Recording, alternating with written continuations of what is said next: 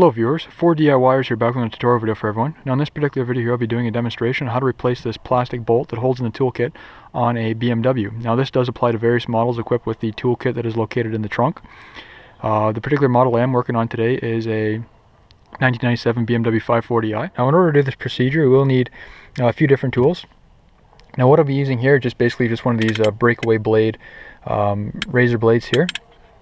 Lighter that's used to heat up the razor blade, a flat screwdriver, just a standard one as you can see here, and also this replacement plastic nut which you can buy from your local dealer or you can buy them online. They are fairly inexpensive to purchase. Now there's a few reasons why these plastic bolts can break. One of them being they just get old and fatigued over time, and then after that they just give away.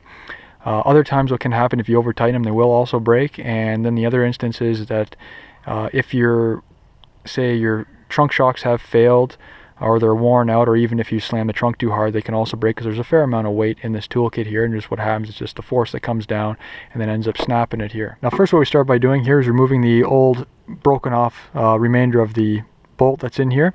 Now this just goes into a plastic insert inside the trunk panel here, and we're not going to remove this plastic insert because there's a fair amount of work to remove that. So what we'll do here is we'll be using that razor knife with the lighter.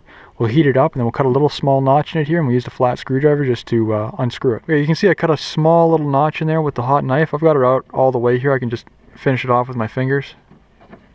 You can see that's what we have left that was just sitting in there. Now you don't want to push this all the way in either because it does have a backer, so it won't go all the way through, and not to mention you will have something rattling around inside, so I wouldn't recommend that. It's just the easiest way to remove it, and then you remove any hassle in the future. Now next what we want to move on to here is removing this plastic nut. Now you can see there is a molded washer that goes all the way around there, and you can see there's a little spot that actually kicks up on it. Now the spot that kicks up is for the installation, it's not for the removal. So in order to remove this, what we'll do here is on the opposite side where it does have a straight edge, we'll use the hot knife and we'll just cut a small portion of that down, so then we can fold that down and that'll help us remove this plastic nut. Now if you're having a little trouble, you can use needle nose pliers for this, but I am doing this procedure without it. Now as for the little remaining bolt left, you can see I've already notched a small piece of it out there. So what I did here is I just using the screwdriver I was able to push it down. Now if you don't cut it through all the way, for instance, if, as I mentioned before, you can use a needle nose plier just to break it off. You don't want to break it off fully, you want to make sure that tab sits down there so it does actually draw this nut out, and then you can see it just pops out like so. Now just to give you a close-up here of the knob, you can see how far I did cut it back. Just to give you a reference point there, if you're looking straight on at it, it just goes back with the twist knob on the other side of it.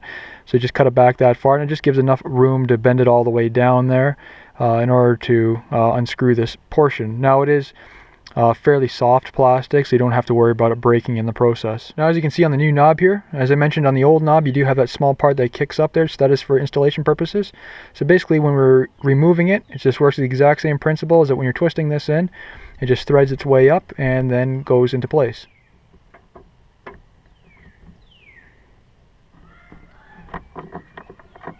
So when all is said and done, you can then screw this back into place and you're set to go. Now this concludes the rest of my tutorial video. If you have any comments or questions, please don't hesitate to post them below. Also, please subscribe to my channel and like my video. Thank you.